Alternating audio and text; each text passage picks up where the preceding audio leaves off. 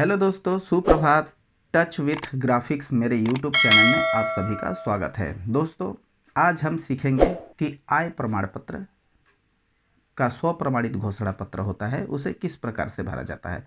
सबसे पहले मैं आप लोगों को ये बता दूं, स्वप्रमाणित घोषणा पत्र जो होता है इसका प्रिंट आप कैसे निकालेंगे, ये कहाँ से आपको मिलता है। जब आप आय प्रमाण पत्र भरने जाते हैं दोस्तों, तो उसके बगल में ही एक PDF फाइल में स्वप्रमाणित घोषणा पत्र होता है। ठीक है, आपको क्या करना है, उस PDF फाइल को डाउनलोड करना है और डाउनलोड करने के बाद उसका प्रिंट आउट निकाल लेना है। सबसे पहली बात मैं आप लोगों को ये बता दूं कि अगर आपको ऐसा लगता है कि आप वन टाइम के लिए ये काम कर रहे हैं, तो आप सिर्फ एक प्रिंट आउट निकालिए। या फिर आपको ऐसा लगता है कि नहीं नहीं, मैं तो इस पर निरंतर काम करूंगा, या फिर मेरा जनसेवा केंद्र है, मेरा दुकान है, मुझे इसकी ज़रूरत पड़ेगी, तो आप इसके अपने हिसाब से जितनी आपको प्रिंट आउट चाहिए उतनी प्रिंट आउट निकाल लीजिए। ठीक है दोस्तों, तो सबसे पहले हम ये देखेंगे कि आय प्रमाण पत्र बनाने के लिए हमें क्या क्या डॉक्यूमेंट लगते हैं। तो सबसे पहले लगता है आधार कार्ड। आधार कार्ड,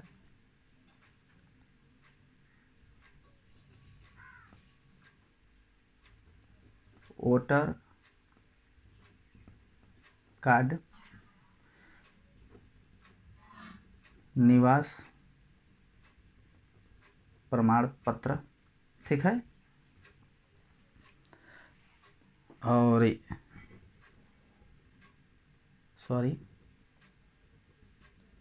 जाति प्रमाण पत्र, ठीक है। यानी कि अगर आप किसी का आय प्रमाण पत्र बनाने जा रहे हैं, तो आपको आधार कार्ड, वोटर ID कार्ड, निवास प्रमाण पत्र, जाति प्रमाण पत्र, इतने सारे डॉक्यूमेंट अगर आपके पास हैं तो आप आय प्रमाण पत्र बना सकते हैं। सॉरी दोस्तों, इसमें से कोई भी एक आपके पास कार्ड होना चाहिए, उसके बाद एक फ़ोटो होना चाहिए। फ़ोटो का आप यहाँ लगा दीजिए, ठीक है। उसके बाद इस फॉर्म को किस प्रकार से भरा जाता है हम आगे इसके विषय में बात करेंगे। तो सबसे पहले उसका जो भी आवेदक है उनका यहाँ पे नाम लिख दीजिए। समझ लीजिए उनका नाम मनोज है, मनोज, ठीक है। फिर ये किसके पुत्र हैं या पुत्री, पति, जो भी है, तो पुत्र हैं तो यहाँ पे लिख दीजिए शिवा, ठीक है। फिर उनके माता का नाम लिखिए, माता हैं राधिका, ठीक है। किस ग्राम से है, उनका गांव कौन सा है, ठीक है। तो जो भी उनका गांव है उनका गांव लिखिए, तो यहाँ पे आप उनका गांव लिख दीजिए।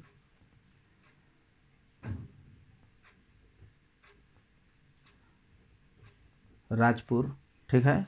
पोस्ट जो है उनका पोस्ट भी राजपुर ही है। थाना, तो उनका जो थाना है वो थाना पे आप लिखिए, थाना उनका रहेगा बांसपार, ठीक है। तहसील उनका कौन सा तहसील है, ठीक है, तो यहाँ पे उनका तहसील लिख दीजिए उभाव, अभाव। किस ज़िले में आता है, तो यहाँ पे उनका ज़िला लिख दीजिए बरेली, ठीक है। फिर ये सब हो गया। फिर यहाँ पर आप उनका लिखिए वार्षिक आय, पिता, पति, माता, आवेदक, अभिभावक। यानी अगर आवेदक है, अगर वो नौकरी कर रहे हैं तो उनका जो आय है वो क्या है, ठीक है। तो समझ लीजिए वो अभी बच्चा पढ़ रहा है, जिसका हम बना रहे हैं वो अभी पढ़ रहे हैं, ठीक है। तो या तो उनके पिता या फिर माता की सैलरी यहाँ पे दिखाई जाएगी, तो समझ लीजिए उनके पिता की ही सैलरी हम दिखा देते हैं, ठीक है। तो उनके पिता की सैलरी आप दिखा दीजिए 45,000 रुपये, ठीक है।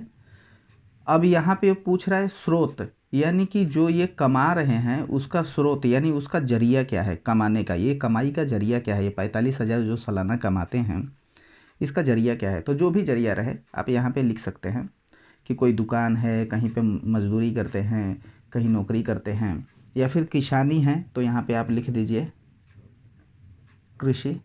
ठीक है, ये कृषि हो गया। अब यहाँ पर स्थान, किस स्थान से वो इसको भर रहे हैं, तो यहाँ पे आएगा राजपुर। किस दिनांक को भर रहे हैं, तो यहाँ आएगा 20/3/2022। ठीक है, यहाँ पे उनका हस्ताक्षर रहेगा, जो आवेदक है या जो आवेदिका है, तो यहाँ पे मनोज का सिग्नेचर रहेगा, तो यहाँ पे हो गया। ठीक है, यहाँ पे उनका नाम रहेगा, तो यहाँ नाम डाल दीजिए, ये मनोज ही डालेंगे। ठीक है, मनोज। तो अब ये पूरी तरह से भर के हो गया है। यहाँ पे आप एक टिक लगा दीजिए, क्योंकि हम आय प्रमाण पत्र बना रहे हैं, तो यहाँ पे हो गया टिक। अब मैं आप लोगों को बता दूं, मनोज, शिवा, राधिका, राजपुर, बांसपार, बरेली, ये सब तो मैं भर ही रहा हूँ। लेकिन देखिए यहाँ पे अगर मान लीजिए कृषि मैंने ऐसे लिखा है, मैं ऐसे लिख दूँ। ठीक है, तो अभी हम बात करते हैं कि ये मैं आप लोगों को क्यों बता रहा हूँ बार बार अपने वीडियो में, कि जो भी आप फॉर्म भरवाएं या घोषणा पत्र आप जो भी भरवा रहे हैं, वो आवेदक के हाथों से ही भरवाएं। क्यों? क्योंकि ऐसा होता है कि जब हम कभी फॉर्म भरते हैं तो नाम के मात्राओं में मिस्टेक हो जाता है। हमें ऐसा लगता है कि शिवा जो है वो ऐसे नहीं ऐसे लिखा जाता है, राधिका ऐसे नहीं ऐसे लिखा जाता है, हम लिख देते हैं अपने हिसाब से। पता चलता है कि जो हमारा आवेदक है, जो हमारा कस्टमर है, वो कुछ अलग ही हिसाब से इन सबको लिखता है। जब ये पूरी तरह से जब तहसील से, ब्लॉक से जब आएगा तो पता चलेगा, और जब वो पढ़ेगा तो बोलेगा नहीं नहीं मेरा नाम में मिस्टेक है, ऐसा है वैसा है, जो भी है। उससे क्या होगा, आपका पैसा जो आपने इस फॉर्म को भरने में लगाया है पैसा, वो वो आपका डूब जाएगा। दूसरी बात, आपका समय बर्बाद हो जाएगा। कस्टमर जो नाराज़ हो करके आपके दुकान की, जन सेवा केंद्र की जो बुराई करेगा वो अलग, आप दोबारा उसका भर के देंगे, उसमें भी पैसा अलग गया, वो एक अलग। तो इससे अच्छा आपको यही होगा कि जो आवेदक आवेदिका है, आवेदक या आवेदिका के हाथों से ही आप इसे भरवा के लें, ताकि जब वो भरेंगे तो इसे पूरी तरह से अच्छे से भरेंगे। या फिर अगर उनसे कोई गलती भी होता है और वो आगे जा कर के शिकायत आपसे करते हैं कि ये इस प्रकार से गलती हो गई, तो आप बोल सकते हैं कि भैया आपने ये घोषणा पत्र को भरा था तो गलती आपसे हुई है, तो इसके या तो आप पैसे दे दीजिए या फिर इसे आप रख लीजिए। वो ये करेगा, या तो उसे सही की ज़रूरत होगी कि मतलब नहीं मुझे सुधार करा के ही लेना है, तो आपको दोबारा पैसे देगा, वापस भरवाएगा। ठीक है, तो इससे क्या होगा, आपके संबंध भी अच्छे रहेंगे, आपका समय भी बचेगा, और अगर आपके पैसे डूबने से बच जाएंगे। ठीक है, तो दोस्तों मैं यही कहूँगा कि आप हमेशा उनसे ही भरवाएं। ठीक है, तो दोस्तों जाते जाते मैं बताना चाहता हूँ कि मेरा वीडियो आपको अगर हेल्पफुल लगता होगा तो आप मेरे वीडियो को लाइक और शेयर ज़रूर करें, और आप चाहते हैं कि इसी प्रकार के वीडियो आपको हमेशा मिलता रहे, तो मेरे चैनल को सब्सक्राइब करके बेल आइकन को ज़रूर दबा दें, ताकि जो भी मैं वीडियो बना करके यूट्यूब पे डालूँ तो आपको आसानी से आपको नोटिफिकेशन मिल जाए, और आप मुझ तक और मेरे वीडियो तक पहुंच सके। तो दोस्तों आपका दिन शुभ रहे, रखते हैं।